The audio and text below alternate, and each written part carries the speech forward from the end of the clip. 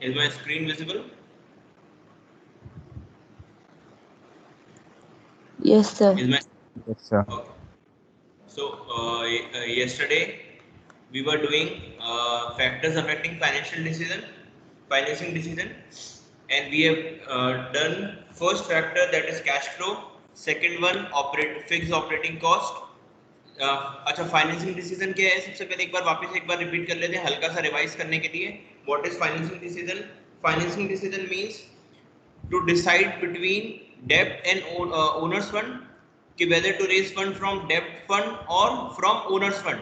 अपने को जो पैसा रेज करना है वो बिजनेस में कैपिटल की तरह, वो पैसा मुझे कहाँ से रेज करना है? मुझे वो डेब्ट फंड से रेज करना है या ओनर्स फंड से रेज करना है? अब ये डिसाइड करने के कुछ फैक्टर्स होते हैं. तो फैक्टर्स में फर्स्ट फैक्टर अपन ने पढ़ा था कैश फ्लो पोजीशन. जितना मेरे पास कैश अवेलेबल होगा उसके अकॉर्डिंग मैं डिसाइड करूंगा. अगर कैश अच्छा अवेलेबल है तो डेब्ट से उठा लूंगा, अगर कैश अवेलेबल नहीं है तो इक्विटी फंड से जाऊंगा. फिर fix operating cost, second point पढ़ा था अपन ने. Fix operating cost, fix operating cost का मतलब कि अगर मेरी फिक्स ऑपरेटिंग कॉस्ट ऑलरेडी बहुत हाई है तो उसको मैं और इंक्रीज नहीं करूंगा डेब्ट फंड में जाके. और अगर मेरी फिक्स ऑपरेटिंग कॉस्ट लो है तो मैं डेब्ट फंड में जाके उसको मतलब अगर मेरी फिक्स ऑपरेटिंग कॉस्ट कम है तो मैं डेब्ट फंड से पैसा रेज कर सकता हूँ. अगर मेरी फिक्स ऑपरेटिंग कॉस्ट ज्यादा है तो मैं इक्विटी की तरफ जाऊंगा. Now third point is cost. Cost of each type of the finance has to be estimated. Some source may be cheaper other than others. A prudent financial manager would normally opt for a source which is cheapest. मैंने ये भी बताया था, ये वाला point भी समझाया था अपन ने कि जो टैक्स अपन जो कॉस्ट होती है कि कितनी रेट के ऊपर मैं फाइनेंस ले रहा हूँ, वो कॉस्ट भी बहुत मायने रखती है किसी भी जगह से फंड रेज करने के अंदर. जो भी ढंग का अच्छा फाइनेंशियल मैनेजर होगा वो फाइनेंशियल मैनेजर क्या करेगा, वो क्या ट्राई करेगा कि वो सबसे चीपेस्ट कॉस्ट से फंड अवेलेबल कराए जहां पे सबसे कम रेट ऑफ इंटरेस्ट के ऊपर मुझे मिल रहा है. अब ऑब्वियसली डेब्ट फंड होगा, वहां पे रेट ऑफ इंटरेस्ट कम होती है, प्लस उसमें मुझे टैक्स डिडक्टिबिलिटी का भी फायदा मिल जाता है. तो ये अलग अलग सोर्सेज हैं, अलग अलग चीजें हैं जिनके ऊपर फाइनेंशियल मैनेजर को दिमाग लगाना पड़ता है before taking any loan or any fund. Then fourth point, यहाँ से अपने को start करना था. Fourth point is risk. Associated risk is also different for each sources. That is, example, it is necessary to pay interest on debt and redeem the principal amount on maturity. There is no such compulsion to pay any dividend or on equity shares. तो देखो, हर source of finance के ऊपर risk भी उसकी अलग अलग होती है. किसी की रिस्क ज्यादा होती है, किसी की रिस्क कम होती है. तो रिस्क भी डिपेंडेंट होती है अपने को ये डिसाइड करने पे कि मेरे को किस सोर्स ऑफ फंड से पैसा रेज करना है. तो रिस्क का एग्जांपल इन्होंने कैसे दे रखा है, अगर मैं डेब्ट फंड से पैसा लेता हूं तो मुझे एक तो हर महीने का इंटरेस्ट पे करना है, इस चीज की रिस्क है, प्लस उस जो डेब्ट फंड वापस मैच्योर होगा तो मैच्योरिटी के ऊपर मुझे उनको फंड का पेमेंट भी करना है. उनकी जो टोटल जो पैसा मैंने उनसे रेज करा है वो पैसे का पेमेंट भी करना है और मैच्योरिटी. तो ये मेरी कुछ रिस्क है जो डेब्ट फंड के अंदर मेरे को होती है और इक्विटी फंड के अंदर मेरे पास नहीं होती. देन यूज ऑफ मोर डेब्ट increases the financial risk of the business. मगर अगर मैं ज्यादा डेब्ट पे काम करूंगा तो वो मेरी फाइनेंशियल रिस्क को बढ़ा देगा बिजनेस की. फाइनेंशियल रिस्क कैसे बढ़ेगी? मैंने बताया था, जितना इंटरेस्ट चार्जेस अपने ऊपर बढ़ते जाएंगे उतनी फाइनेंशियल रिस्क मेरी बढ़ती जाएगी. फाइनेंशियल रिस्क निकालने का फॉर्मूला भी मैंने आप लोगों को बताया था, टोटल डेब्ट अपॉन टोटल कैपिटल. जितनी भी टोटल डेब्ट है अपने बिजनेस की upon total capital is your financial risk. तो financial risk refers to a position when a company is unable to meet its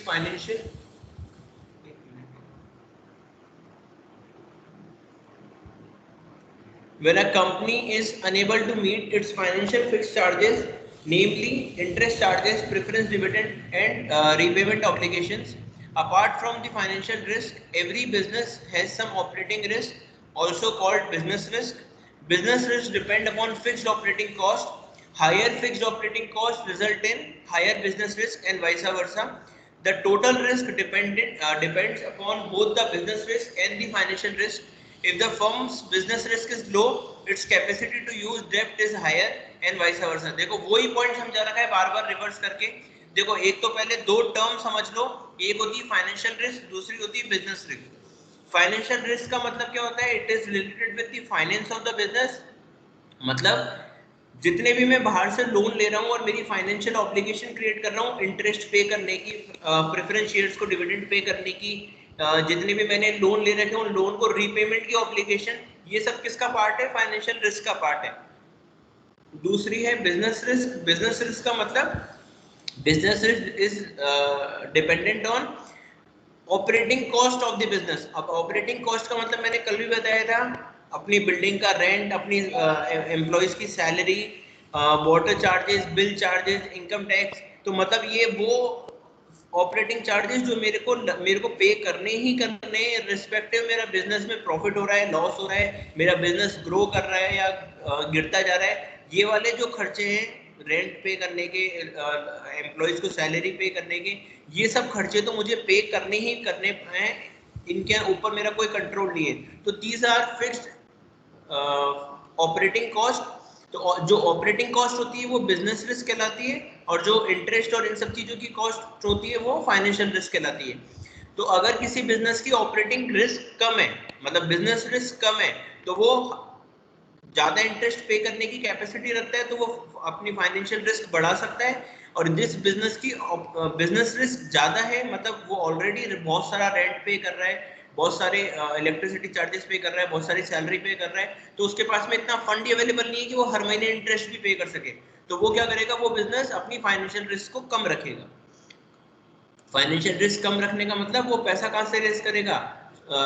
owners equity से रेज करेगा। Then next fifth point is flotation cost. Now flotation cost मैंने बताया था, fund raise करने की cost. अगर मेरे को कहीं से फंड रेज करना है, तो फंड रेज करने के लिए जो मैं टोटल जो खर्चा करता हूँ, एडवर्टीजमेंट कर रहा हूँ, ब्रोकरेज दे रहा हूँ, कमीशन दे रहा हूँ, मैं अलग अलग एप्लीकेशंस को प्रिंट करा रहा हूँ, बैंक के साथ में टाई अप कर रहा हूँ, उनको अपना ब्रोकर बना रहा हूँ, है ना, अंडरराइटर्स के पास में जा रहा हूँ अंडरराइटिंग कमीशन पे करने के लिए। तो ये अलग अलग तरह की प्रोसेसिंग फीस पे कर रहा हूँ लोन के ऊपर, ये अलग अलग तरीके की फ्लोटेशन कॉस्ट होती है। तो फ्लोटेशन कॉस्ट कैसे फैक्टर होता है फंड रेज करने का? अगर मुझे कम फंड चाहिए, ठीक है, मुझे फंड कम चाहिए, और उसके ऊपर जैसे मान लो मुझे, मेरे बिजनेस का टर्नओवर है 50 करोड़ का, ठीक है, और मुझे केवल 2 करोड़ की जरूरत है, 2 करोड़ का लोन चाहिए मुझे, तो मतलब 2 करोड़ का लोन बहुत छोटा अमाउंट है मेरे लिए। अब 2 करोड़ का लोन अगर मैं डेप्ट फंड से मतलब उठा रहा हूँ, डेप्ट फंड से रेज कर रहा हूँ, तो डेप्ट फंड से रेज करने के अंदर मान लो मैं बैंक से लोन ले रहा हूँ 2 करोड़ का, बैंक से 2 करोड़ का लोन लेने के अंदर मेरे को मान लो 1% की प्रोसेसिंग फीस पे करनी पड़ी, ठीक है, 2 करोड़ के ऊपर मेरे को 1% की प्रोसेसिंग फीस पे करनी पड़ी, तो मेरा खर्चा क्या हुआ? केवल 2 लाख रुपए का। मेरे को 2 लाख रुपए का खर्चा हुआ, 2 लाख रुपए के अंदर मेरा बैंक से लोन रेज हो गया, उसके अलावा मेरा कोई भी खर्चा नहीं हुआ। अब यही 2 करोड़ रुपए मान लो मैं इक्विटी शेयर होल्डर से रेज कर रहा हूँ, इक्विटी शेयर होल्डर्स, मैं नए शेयर्स इशू करना चाह रहा हूँ मेरे मार्केट के अंदर 2 करोड़ रुपए के, और मैं इक्विटी शेयर से पैसा रेज करना चाह रहा हूँ। अब अगर 2 करोड़ में इक्विटी शेयर से पैसा रेज करना चाह रहा हूँ, तो वो नॉर्मल जो शेयर इशू होते हैं, तो जो पूरा प्रोसीजर फॉलो करना पड़ता है, अंडरराइटर्स को बुलाना पड़ता है, प्रोस्पेक्टस इशू करना पड़ता है, एडवर्टीजमेंट करना पड़ता है, बैंक के साथ टाई अप करना पड़ता है, एप्लीकेशन प्रिंट करनी पड़ती है, इन सारे प्रोसेस में मेरे मान लो 5 लाख रुपए खर्च हो रहे हैं। तो फ्लोटेशन कॉस्ट कैसे डिसाइड करेगी कि 2 करोड़ रुपए मुझे रेज करने हैं, मैं इजीली इसको चुका भी दूंगा, मेरे लिए कोई बहुत बड़ा अमाउंट भी नहीं है, और फ्लोटेशन कॉस्ट मेरी उसमें 2 लाख रुपए लग रही है, तो मैं क्या करूंगा? मैं डेब्ट फंड से पैसा रेज करूंगा as compare to equity share. और ये अगर कोई बहुत बड़ा फंड है, मान लो मुझे 20 करोड़ की जरूरत है, और 20 करोड़ के ऊपर मेरा वहां पे जो डेब्ट फंड है, डेब्ट फंड में वो 20 करोड़ के ऊपर एक परसेंट की प्रोसेसिंग फीस, 1% की प्रोसेसिंग फीस वहाँ 20 लाख रुपए लग रही है, और यहाँ पूरा अगर मैं इक्विटी शेयर इशू करता हूँ, तो इक्विटी शेयर इशू करने में मेरा टोटल मिला के खर्चा ही 8-9 लाख रुपए का आ रहा है, तो मैं किस पे जाऊंगा? इक्विटी शेयर्स के ऊपर जाऊंगा, ठीक है। तो फ्लोटेशन कॉस्ट का मतलब कि फंड रेज करने में जो खर्चा होता है मेरा, वो खर्चा is known as flotation cost, ठीक है। The fundraising exercise also costs something. This cost is called flotation cost. Higher the flotation cost, less attractive the source. Public issue of shares and debenture require considerable expenditure. Getting a loan from financial institution may not cost so much. These considerations may also affect the choice between debt and equity. तो ये हो गया flotation cost वाला point. Then next control consideration. Now what you mean by control consideration, ये चीज भी अपन ने पढ़ चुके हैं और बहुत बेसिक पॉइंट है। कंट्रोल कंसिडरेशन का मतलब कि अगर मुझे मेरे कंट्रोल को डाइल्यूट नहीं करना, अगर मुझे मेरे कंट्रोल को डाइल्यूट नहीं करना तो मैं किसके ऊपर जाऊंगा, मैं डेब्ट फंड के ऊपर जाऊंगा, डेब्ट फंड के ऊपर जाऊंगा। और अगर मेरे को मेरे कंट्रोल को डाइल्यूट होने से मेरे को कोई इशू नहीं है तो मैं क्या करूंगा, इक्विटी शेयर इशू करूंगा। नाउ कंट्रोल डाइल्यूशन का मतलब क्या होता है, मान लो मेरे कंपनी के टोटल 100 शेयर है, ठीक है, मैंने कंपनी के 10 शेयर खरीद रखे हैं, तो मैं कंपनी के कितने परसेंट का ओनर हुआ, 10% का ओनर हुआ। मेरे पास मतलब टोटल कंपनी के 100 शेयर है और उसमें से 10 शेयर मेरे पास में है, तो मैं कंपनी का कितने परसेंट का ओनर हुआ, 10% का ओनर हुआ। अब अगर कंपनी को और फंड की जरूरत है, ठीक है, अब कंपनी के पास दो ऑप्शन है, या तो वो 100 शेयर और इशू करते हुए मार्केट में, या वो जितना भी पैसा उनको चाहिए वो पैसा वो बैंक से लोन ले लेते। अब अगर वो बैंक से लोन ले रही है तो मेरा जो कंट्रोल कंसिडरेशन है, मेरा जो कंट्रोल है कंपनी के अंदर 10% का, वो 10% का 10% ही रहेगा, क्योंकि और नंबर ऑफ शेयर इशू ही नहीं हुए, ठीक है। वाइसा वर्सा, अगर मेरी कंपनी ने मान लो मार्केट में 100 शेयर और इशू कर दिए, टोटल फंड को इकट्ठा करने के लिए 100 शेयर और इशू कर दिए, तो 100 शेयर और इशू करने से क्या होगा, जो अब कंपनी के टोटल शेयर्स कितने हो गए, 200 शेयर हो गए, मेरे पास में कितने शेयर है, 10 शेयर है। मैं पहले कंपनी का 10% का ओनर था और अब कितने परसेंट का ओनर रह गया, 5% का ओनर रह गया, तो मेरा कंट्रोल डाइल्यूशन क्या हो गया, कम हो गया। तो अगर इक्विटी शेयर होल्डर्स को अपना कंट्रोल डाइल्यूशन कम नहीं करना तो वो किस फंड को रेज करेंगे, कहां से फंड रेज करेंगे, डेब्ट फंड से रेज करेंगे। और अगर उनको अपना कंट्रोल कंसिडरेशन कम करने में कोई इशू नहीं है तो वो कहां से फंड रेज करेंगे, इक्विटी शेयर से फंड रेज करेंगे। तो देखो कंट्रोल कंसिडरेशन पढ़ लेते हैं। Debt normally does not cause a dilution of control. Issue of more equity share, however, may reduce the management holding in the company and make it vulnerable to takeover. Therefore, companies afraid of a takeover bid would prefer debt to equity. Take over का मतलब क्या हुआ, देखो ये point क्या लिखा हुआ है, क्यों इक्विटी शेयर होल्डर्स, मतलब इक्विटी शेयर इशू करने से कंपनी डरती है। कंपनी के ऑलरेडी मैंने बताया आपको 100 शेयर मार्केट के अंदर है, जिसमें से कंपनी के ओनर्स के पास में 50% शेयर थे, ठीक है, 50% शेयर थे। अब 50%, तो कंपनी के जो ओनर्स हैं, जो मैनेजमेंट टीम है, वो 50% की ओनर थी, इससे उनका एक तरफा राज चल रहा था कंपनी के ऊपर। अब कंपनी के उन्होंने 100 शेयर और इशू कर दिए, 100 शेयर और इशू कर दिए, तो जो उनका स्टेक हुआ कंपनी में वो ऑटोमेटिकली आधा रह गया, तो उनका स्टेक कितना हो गया, 25% हो गया। अब मान लो कोई दूसरी कंपनी जो 100 शेयर उन्होंने इशू करे, वो 100 के 100 पूरे शेयर खरीद लेती है, तो 200 में से 100 शेयर तो उनके पास में आ जाएंगे नई वाली कंपनी के पास, तो वो 50% की ओनर हो गई, तो उनका स्टेक हो जाएगा। मतलब वो कंपनी, जो पुरानी वाली कंपनी है, उस पुरानी वाली कंपनी को वो नई वाली कंपनी क्या कर देगी, टेक ओवर कर लेगी। समझ में आ रहा है? तो this is known as control consideration. तो वो अपने कंट्रोल कंसिडरेशन को अगर कम नहीं करना चाहते तो दे वुड प्रेफर डेब्ट फंड, और अगर कंट्रोल कंसिडरेशन कम होने से उनको कोई इशू नहीं है तो they will prefer equity shares. Now next, state of capital market. Health of the capital market or stock market condition often affect the choice between debt and equity. देखो इसका सबसे बेस्ट एग्जांपल देता हूँ, अभी lockdown की situation, ठीक है, मार्च में पूरा जो शेयर मार्केट है वो अपने ऑल टाइम लो पे था, ठीक है। अब जो लास्ट 5 साल 7 साल का जो शेयर मार्केट का जितना लो था, वो 5-7 साल पहले की जो रेट्स थी, वो रेट्स में सारे शेयर्स अवेलेबल थे ड्यूरिंग द लॉकडाउन, ठीक है। जो मार्च वाला जो पीरियड था, उस मार्च वाले पीरियड के अंदर 5-7 साल पहले की जो रेट्स में शेयर चल रहे थे, उस रेट के अंदर वो शेयर सारे अवेलेबल थे। अब अगर उस टाइम पे किसी कंपनी को पैसे रेज करने होते तो वो किसको प्रेफर करता, वो इक्विटी मार्केट को प्रेफर करता, क्योंकि इक्विटी मार्केट बहुत गिरा हुआ है तो उसको कम पैसे में फंड मिल जाएगा, ठीक है, कम रेट के ऊपर सारे फंड्स मिल जाएंगे। और दूसरा, मान लो अगर इक्विटी मार्केट बढ़ा हुआ है, बुलिश फेज के अंदर है, बुलिश फेज में तो वो क्या करेगा, वो इक्विटी मार्केट से पैसा रेज करना उसके लिए मुश्किल हो जाएगा, तो वो किस पे जाएगा, डेब्ट फंड पे जाएगा। देखो पढ़ो, during the period when stock market is rising, more people invest in equity shares are more easily sold even at a higher price, use of equity is often preferred by companies in such situation. पूरा market गिरा हुआ है तो उसको कम rate के ऊपर सब कुछ मिल जाएगा तो वो क्या करेगा, जो फंड रेज कर रहा है वो इक्विटी मार्केट से फंड रेज करेगा। रिलायंस का शेयर अपने ऑल टाइम लो के ऊपर गया था मार्च में 875, उसकी अभी करंट रेट चल रही है 2100 प्लस। बजाज फाइनेंस का शेयर अपने ऑल टाइम लो पे गया था 1875 1875 और अभी वो चल रहा है 3500 रुपए ऊपर का।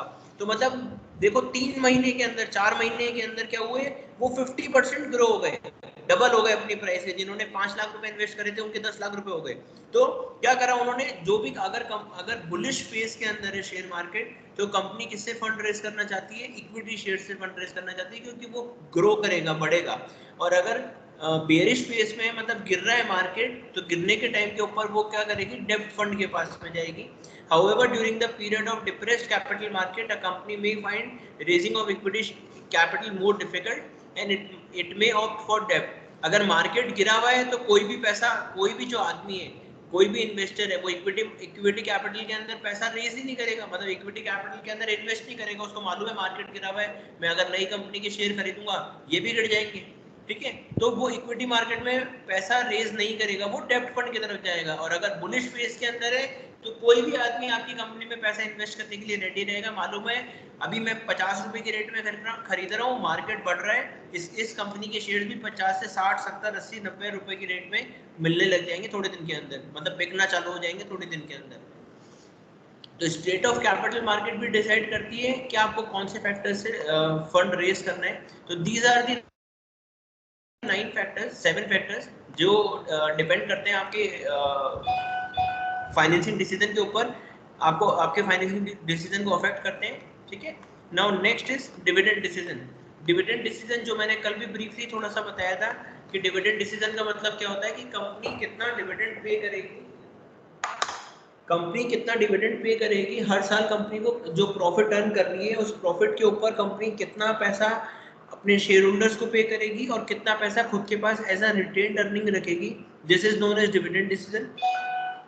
Dividend decision involve how much of the profit earned by the company will be distributed as profit and how much would it retained in the business, कि कितना पैसा वो एज अ प्रॉफिट डिस्ट्रीब्यूट करेगी और कितना पैसा वो अपने बिजनेस में रखेगी।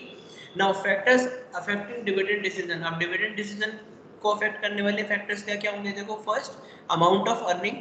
Dividends are paid out of current and past earnings, therefore earning is a major determinant of the dividend decision। Company की अर्निंग सबसे मेजर फैक्टर है डिसाइड करने का कि मुझे कितना डिविडेंड पे करना है। अगर कंपनी के पास में अच्छी अर्निंग हो रही है तो वो अच्छा डिविडेंड पे करेगी, अगर कंपनी के पास में अर्निंग ही नहीं हो रही तो वो डिविडेंड पे नहीं कर पाएगी। Now second, stability earning.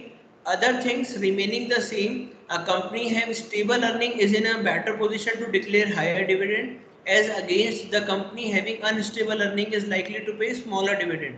मतलब अगर कंपनी की जो अर्निंग है वो स्टेबल है, मतलब मेरे को मालूम जैसे स्कूल है, ठीक है, स्कूल के अंदर 4000 बच्चे हैं तो स्कूल को मालूम है कि हर साल लगभग हमारी जो अर्निंग होती है वो सेम होती है, ठीक है। 4000 बच्चे हैं, मान लो हर साल 200 टीसी भी जा रही है तो मालूम है 200 टीसी के अगेंस्ट में लगभग 200 एडमिशन्स भी हो रहे हैं हर साल, ठीक है। तो मेरे जो बच्चे हैं वो नॉर्मल हमेशा वापस काउंट हो गए, कितने हो रहे हैं, 4000 स्टूडेंट्स हो रहे हैं। 4000 स्टूडेंट्स अगर हो रहे हैं तो 4000 स्टूडेंट्स के अंदर क्या हो रहा है, मेरी जो अर्निंग है वो लगभग हर महीने सेम आ रही है, ठीक है। जितना मैं लास्ट ईयर अर्न कर रहा था अभी मैं लगभग उतना ही अर्न करूंगा, नेक्स्ट ईयर भी उतना ही अर्न करूंगा।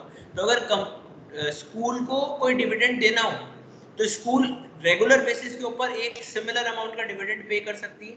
मगर यही अगर कोई कंपनी ऐसी है जिसकी अर्निंग जो है वो स्टेबल नहीं है, मतलब कभी उनको ज्यादा प्रॉफिट होता है कभी उनको कम प्रॉफिट होता है, तो उस सिचुएशन के अंदर क्या होगा कि वो कम डिविडेंड पे करेगी so as to maintain that particular dividend. अगर वो एक साल में ज्यादा, दूसरे साल में कम, तीसरे साल में ज्यादा, चौथे साल में कम, इस तरीके से डिविडेंड देगी तो क्या होगा, जो शेयर होल्डर्स है उनको कंपनी के ऊपर ट्रस्ट जनरेट नहीं होगा, वो ये डिसाइड नहीं कर पाएंगे कि यार इस साल अच्छा डिविडेंड मिलेगा या खराब डिविडेंड मिलेगा। जो डिविडेंड अर्निंग करने वाले इन्वेस्टर्स हैं वो आपकी कंपनी में पैसा इन्वेस्ट करने से डरेंगे, यार मालूम नहीं लास्ट ईयर तो कंपनी ने अच्छा डिविडेंड दिया था, इस बार क्या पता बेकार डिविडेंड देगी, रहने दो इस साल अपन इस कंपनी में इन्वेस्ट नहीं करते, ठीक है। तो इस तरीके से डिविडेंड डिसीजन जो स्टेबिलिटी अर्निंग होती है कि आप कितने परसेंटेज का डिविडेंड दे रहे हो। जैसे अभी आईटीसी है, आईटीसी ने इस बार 10.5 रुपए का डिविडेंड दिया पर शेयर, और लगभग वो हर साल 7, 7.5, 8 रुपए पर शेयर का डिविडेंड पे करती है। हेलो, आपको आवाज आ रही है ना मेरी? Yes, Yes, sir. sir. Yes, sir. Class? Yes, sir. Yes, sir.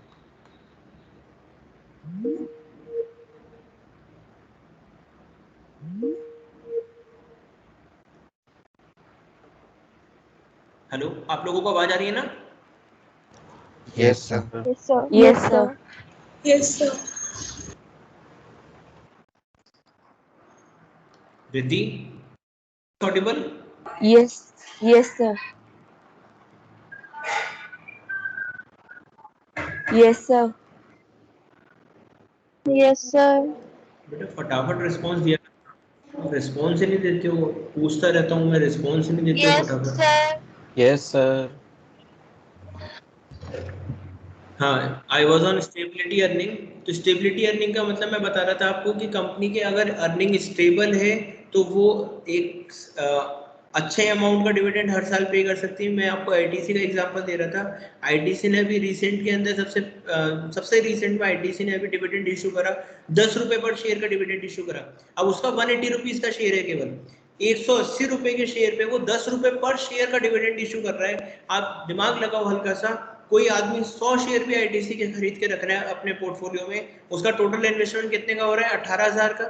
18,000 के इन्वेस्टमेंट के ऊपर 10 रुपीज पर शेयर का डिविडेंड मिल रहा है, तो 100 शेयर्स पे उसको 1000 रुपीज का डिविडेंड मिल गया। तो अब आप देखो, 18,000 के इन्वेस्टमेंट पे, सिर्फ 18,000 के इन्वेस्टमेंट पे 1000 रुपए तो उसको डिविडेंड के मिल गए। जो कैपिटल अप्रिसिएशन हो रहा है वो तो हो भी रहा है, मतलब उसकी 183 में उसने शेयर खरीदा है तो 183 में वो बढ़ के 200 होगा, 210 होगा, 220 होगा, 250 होगा। कैपिटल अप्रिसिएशन तो हो ही रहा है, प्लस उसको 1000 रुपीज का डिविडेंड और मिल गया 18,000 के ऊपर, लगभग 6-7% हो गया, है ना। तो इतना तो वो बैंक में अगर पैसे रखता तो बैंक में भी 3% मिलता है, बैंक की एफडी कराता, बैंक की एफडी में भी 5-5.5% मिलता है, और उसको डिविडेंड 6-7% डिविडेंड मिल गया। ठीक है, तो स्टेबिलिटी अर्निंग में क्या होता है, अगर जो कंपनी की अर्निंग, जिन जिन कंपनी की अर्निंग स्टेबल होती है उन कंपनी के अंदर शेयर होल्डर्स इन्वेस्ट करना प्रेफरेंस देते हैं, क्योंकि अगर उनकी अर्निंग स्टेबिलिटी है, अर्निंग स्टेबल है, तो वो डिविडेंड भी स्टेबल अमाउंट का पे करेगी ईयर बाय ईयर। मगर कोई ऐसी कंपनी है जिसकी अर्निंग स्टेबल नहीं है, जैसे कई सारी कंपनीज है जिन्होंने 2-2 साल से 3-3 साल से डिविडेंड ही पे नहीं करा, क्योंकि उनके पास अर्निंग ही नहीं है। तो अब अगर वो ऐसी कंपनी में पैसा इन्वेस्ट कर रहे हैं तो क्या होगा कि शेयर होल्डर्स डरेंगे कुछ भी इन्वेस्टमेंट करने से पहले कि यार मेरे को डिविडेंड इनकम तो मिलेगी नहीं, मेरा पैसा ब्लॉक और हो जाएगा। ठीक है, now third is stability of dividend. Stability of dividend again वही वाला पॉइंट है, इसके अंदर अमाउंट के ऊपर बात होती है, इसमें डिविडेंड देने या नहीं देने के ऊपर बात होती है।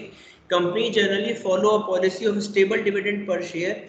The increase in dividend is generally made when the earning potential of the company increases and not just the earning of the current year. In other words, dividend per share is not altered if the change in earning is small or seen to be temporary in nature. क्या बोल रहा है ये stability of dividend का मतलब कि company कभी भी ऐसा नहीं होता कि इस साल मुझे थोड़ा सा अच्छा प्रॉफिट हो गया तो मैंने डिविडेंड रेट बढ़ा दी। जब तक कंपनी की अर्निंग पोटेंशियल इंक्रीज नहीं होते वो डिविडेंड को इंक्रीज नहीं करते। अर्निंग पोटेंशियल इंक्रीज होने का मतलब कि कंपनी को मालूम है अब हर साल मैं ज्यादा कमाऊंगा। मान लो मैंने कोई नया वेंचर खोला या मैंने कोई नया टाई अप करा किसी कंपनी के साथ में, कोई नई मशीन लेकर आया, कोई नया प्रोडक्ट लेकर आया, वो प्रोडक्ट बहुत अच्छा चल गया, तो मुझे मालूम है कि अब हर साल मैं पैसे ज्यादा कमाऊंगा। केवल एक साल पैसा ज्यादा कमाने से डिविडेंड ज्यादा इश्यू नहीं करती कंपनी। अगर कंपनी के ग्रोथ प्रोस्पेक्टस इंक्रीज हो जाते हैं, अर्निंग पोटेंशियल इंक्रीज हो जाता है लाइफ टाइम के लिए, आगे एन नंबर ऑफ इयर्स के लिए, तो कंपनी अपना डिविडेंड इंक्रीज करती है। Now growth opportunity, company having good growth opportunity retained more money out of their earnings so as to finance the required investment and therefore pay smaller dividend. On the other hand, non-growth companies are likely to pay more dividend, other things remaining the same. Now growth opportunity का मतलब अगर कोई company अपनी growing stage के अंदर है, जहाँ उसको मल्टीपल इन्वेस्टमेंट करने हैं और वो मल्टीपल एरिया में ग्रो करती जा रही है, तो वो कंपनी क्या करेगी, जितना भी पैसा वो कमा रही है वो ज्यादा पैसा अपने पास खुद के पास सेफ रखेगी और थोड़ा बहुत अमाउंट वो ऐसा डिविडेंड पे कर देगी अपने शेयर होल्डर्स को वो ज्यादा पैसा खुद के पास क्यों रखेगी? क्योंकि अभी वो ग्रोइंग स्टेज के अंदर है, तो उसको मल्टीपल इन्वेस्टमेंट करने की जरूरत है। तो अगर उसके पास फंड अवेलेबल होगा तो वो इन्वेस्ट कर पाएगी, तो वो ग्रो कर पाएगी, ठीक है। और अगर कोई ऐसी कंपनी है जो ऑलरेडी बहुत स्टेबल कंपनी है, बहुत मार्केट में जमी हुई कंपनी है, जिसको और ग्रोथ करने की जरूरत नहीं है, तो वो क्या करेगी? वो ज्यादा डिविडेंड पे करेगी। मालूम है मेरे पास में पड़ा है पैसा, तो मेरे को इतना पैसा सेव करने की जरूरत नहीं है, 30% पैसा मैंने सेव कर लिया, 70% मैंने एज अ डिविडेंड पे कर दिया, ठीक है। Now cash flow position, same वही वाला पॉइंट, पहले वाला पॉइंट जो वापस रिपीट हो रहा है। अगर कंपनी का कैश फ्लो अच्छा है, उनके पास में लिक्विडिटी है हाथ में अवेलेबल, तो वो ज्यादा डिविडेंड पे कर सकती है हर ईयर। अगर कंपनी के पास कैश फ्लो अच्छा नहीं है, तो वो डिविडेंड पे नहीं कर सकती। शेयर होल्डर्स प्रेफरेंस, मैंने बताया था दो तरीके के शेयर होल्डर्स होते हैं। एक होते हैं जो केवल कैपिटल अप्रिसिएशन के लिए कंपनी में शेयर्स खरीदते हैं, और एक वो शेयर होल्डर्स होते हैं जो कंपनी में बने हुए रहने के लिए, कंपनी में से जुड़े हुए रहने के लिए अपने शेयर्स खरीदते हैं। तो उनको डिविडेंड भी उनके लिए मेजर पॉइंट होता है। वो ऐसी कंपनी में इन्वेस्ट करते हैं जहाँ पे अच्छा डिविडेंड मिल रहा हो। जैसे मैं अगर मेरी बात कर रहा हूँ, तो मेरे पास में जो शेयर्स हैं, मेरे पास में 50% शेयर्स ऐसी कंपनी के हैं जहाँ पे मुझे मालूम है कि वो डिविडेंड तो पे नहीं करती, मगर उनका कैपिटल अप्रिसिएशन जो परसेंटेज है वो ज़्यादा है दूसरी कंपनी के कंपैरिजन में। मतलब अगर मैं 10 लाख रुपए या एक कंपनी में इन्वेस्ट कर रहा हूँ, तो मुझे मालूम है कि ये वाली 50% कंपनीज है, इस कंपनी के अंदर मेरे को कम से कम 15% 20% तक का रिटर्न मिलेगा पर ईयर, ठीक है। दूसरी कंपनीज ऐसी है जहां पे मेरे को, जहां जो स्टेबल कंपनी है, blue chip top class companies है, मुझे मालूम है कि वहां पे हर साल मुझे 10% का तो मेरे को डिविडेंड मिल जाएगा, और कैपिटल अप्रिसिएशन भी लगभग 8-9% हो जाएगा पर ईयर। तो मेरे को क्या फायदा हुआ? 8-9% तो कैपिटल अप्रिसिएशन हो गया, 10% का मुझे डिविडेंड मिल गया, तो लगभग 17-18% तो मैंने यहाँ पे भी अर्न कर लिया। और वहां पे डिविडेंड नहीं मिल रहा, मगर मुझे वहां पे ग्रोथ 20% 25% की ग्रोथ मिल रही है। तो शेयर होल्डर, अगर मेरे कंपनी में शेयर होल्डर अगर डिविडेंड प्रेफरेंस वाले लोग हैं कि जिनको डिविडेंड अच्छा चाहिए, तो वो उन्हीं कंपनी में इन्वेस्ट करेंगे जो अच्छा डिविडेंड देती है। और जो जिन शेयर होल्डर्स के back of the mind dividend एक इशू नहीं है, कि मेरे को डिविडेंड से कोई मतलब नहीं है, मुझे तो मेरा कैपिटल अप्रिसिएशन कराना है, तो वो उन कंपनी में इन्वेस्ट करेंगे जहां पे डिविडेंड इशू नहीं होता, मगर कैपिटल अप्रिसिएशन तेज रेट से होता है, फटाफट होता है, जल्दी होता है, ठीक है। Now next, stock market reaction. Generally, investor view an increase in dividend as a good news, and hence market price of share increases in the stock market. On the contrary, a decrease in dividend reduces the market price of share. Stock market reaction में क्या होता है? अगर company dividend अच्छा issue कर रही है, तो कंपनी के शेयर मार्केट में कंपनी की शेयर्स की प्राइस ऑटोमेटिकली इंक्रीज होती रहती है। अगर कंपनी डिविडेंड अच्छा पे नहीं कर रही, तो शेयर मार्केट में उनकी शेयर की प्राइस रिड्यूस हो जाती है, ठीक है। इसलिए आप लोगों ने देखा होगा, या थोड़ी बहुत जिसको भी नॉलेज है कि कोई अपने पापा के साथ में बैठ के कुछ काम करता है, सुनता है उनकी बात, तो उसमें आता है जब भी कंपनी का कोई एनुअल मीटिंग होती है, कोई बोर्ड मीटिंग होती है, कोई डिसीजंस होते हैं, कंपनी के रिजल्ट आने वाले होते हैं, उस टाइम के ऊपर उस कंपनी के स्टॉक मार्केट में शेयर की प्राइस में गजब का फ्लक्चुएशन आता है। अगर रिजल्ट्स अच्छे आए तो एकदम से रेट बढ़ती है, अगर रिजल्ट्स खराब आए तो एकदम से रेट गिरती है, ठीक है। तो ये स्टॉक मार्केट रिएक्शंस भी नोट करे जाते हैं before issuing dividend. Now next, access to capital market. Large and reputed companies generally have easy access to the capital market and therefore may depend less on retained earning to finance their growth. These companies are likely to pay higher dividend than the smaller companies which have relatively low access to the market. अभी access to capital market का मतलब, अगर मेरी company के reputation अच्छी है, मैं market से जब चाहूँ पैसा रेज कर सकता हूँ, तो मुझे मेरे खुद के पास में ज़्यादा सेविंग रखने की ज़रूरत नहीं है। मेरे को जब पैसे की ज़रूरत पड़ेगी, मैं मार्केट से पैसा उठा लूँगा, कोई भी आदमी हंसते हंसते मेरी कंपनी को पैसा दे देगा, तो मुझे ज़्यादा सेविंग करने की ज़रूरत नहीं है। मगर कोई ऐसी छोटी कंपनीज है जहाँ जिसको स्टॉक मार्केट से पैसा रेज करने में, कैपिटल मार्केट से पैसा रेज करने में टाइम लगता है, बहुत मेहनत करनी पड़ती है कैपिटल मार्केट से पैसा रेज करने में, तो वो कंपनी क्या करेगी? वो थोड़ी सेविंग खुद के पास ज़्यादा रखेगी, डिविडेंड कम पे करेगी, जिससे आगे उसको कभी भी कोई इन्वेस्टमेंट की ज़रूरत हो, एकदम से कोई पैसे की ज़रूरत हो, तो उसको किसी से पैसे मांगने में टाइम ना लगे, ठीक है। Then next, legal constant. Certain provisions of the Companies Act place restrictions on payout as dividend. Such provision must be adhered to while declaring the dividend. As per the Indian Companies Act, the rate of dividend declared cannot exceed average of the rates declared by the company in 3 preceding year, and after dividend reserve should not be less than 15% of its paid up share capital. Legal constant ये वाला point इतना important नहीं है, आप तो सिर्फ इतना सा क्या हो रहा है यार। हेलो हेलो, आवाज आ रही है आप लोगों को? Yes, Yes, sir. sir. Yes, sir. क्या नेटवर्क इशू आ रहा है, शायद वाईफाई में स्पीड नहीं आ रही उसकी। ठीक है, लीगल कांस्टेंट के अंदर ये होता है कि अगर कंपनी के जो रूल्स है वो आपको ज़्यादा डिविडेंड इशू करने के लिए अलाउ कर रहे हैं तो आप ज़्यादा डिविडेंड इशू कर दोगे, अगर कंपनी के रूल्स आपको अलाउ नहीं कर रहे तो आप ज़्यादा डिविडेंड इशू नहीं करोगे। ये वाला पॉइंट अगर आप स्किप भी करोगे तो भी चलेगा, ठीक है। कॉन्ट्रैक्चुअल कांस्टेंट, ये वाला पॉइंट भी अगेन सेम, आप ये स्टार्टिंग के जो 8 पॉइंट है बस यहीं तक ही पढ़ लो, ये 2 पॉइंट अगर आप स्किप करोगे तो भी चलेगा, मैं समझा देता हूँ क्या होता है। मगर contractual constant, while granting loan to a company, sometime bank financial institution may impose certain restrictions on the payment of dividend in future. The companies are required to ensure that the dividend violate the terms they agree. जब भी company किसी bank से loan लेती है ना, तो bank कुछ banks किसी कंपनी के फाइनेंशियल पोजीशंस को देखते हुए कंपनी के ऊपर रिस्ट्रिक्शंस लगा देती है कि आप जो भी अर्निंग करोगे तो आप अपना पैसा डिविडेंड में इशू नहीं करोगे, आप पैसा खुद के पास सेव रखोगे, जिससे हमारे को जब भी टोटल जो कैपिटल जितना भी लोन आपने लिया है वो रीपे करने का टाइम आए तो आपके पास में पैसा अवेलेबल हो। हम उसी शर्त पे आपको लोन देंगे कि अगर आप 10% से ज्यादा डिविडेंड इशू नहीं करोगे, नहीं अपना 80% पैसा अपने पास सेव रखोगे, केवल 20% पैसा एज अ डिविडेंड इशू करोगे मार्केट के अंदर। तो ये कॉन्ट्रैक्चुअल कांस्टेंट भी कुछ कांस्टेंट्स होते हैं। जब कंपनी की जो पॉलिसीज है वो कंपनी इस तरीके की पॉलिसीज में फंसी हुई होती है, लोन एग्रीमेंट्स में फंसी हुई होती है, जहां लोन एग्रीमेंट्स में क्लियरली मेंशन होता है कि आप इतने % का ही डिविडेंड पे कर सकते हो, उससे ऊपर का डिविडेंड पे नहीं कर सकते, ठीक है। ये तो इंडिया लिमिटेड का issue, bonus share and dividend, ठीक है। ठीक है, ये वाला जो टॉपिक है, ये वाला टॉपिक अपना यही एंड होता है। यहाँ तक के टॉपिक में किसी को कोई भी डाउट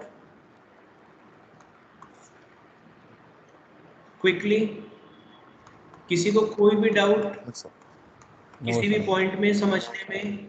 इजी पॉइंट से मतलब बेसिक पॉइंट थे नॉलेज वाले। अगर आप देखो जो भी फैक्टर्स है ना, वो फैक्टर्स सबके अंदर लगभग सेम है ना, तो फैक्टर्स अच्छे से याद कर लेना। गलत फैक्टर्स लिखोगे आपको मार्क्स नहीं मिलेंगे, है ना। फैक्टर्स अच्छे से याद करना कि किसके अंदर क्या फैक्टर आ रहा है। अब इस चैप्टर के अंदर नेक्स्ट टॉपिक आपका क्या है? फाइनेंशियल प्लानिंग, ठीक है। हाँ, ये भी बड़ा टॉपिक है, फाइनेंशियल प्लानिंग भी बड़ा टॉपिक है, ठीक है। शायद फाइनेंशियल प्लानिंग में तो लास्ट ईयर कुछ कट गया, कैपिटल स्ट्रक्चर, हाँ ठीक है।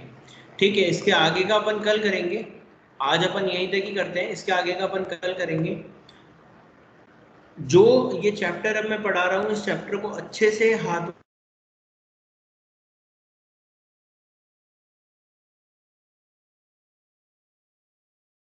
अंदर आप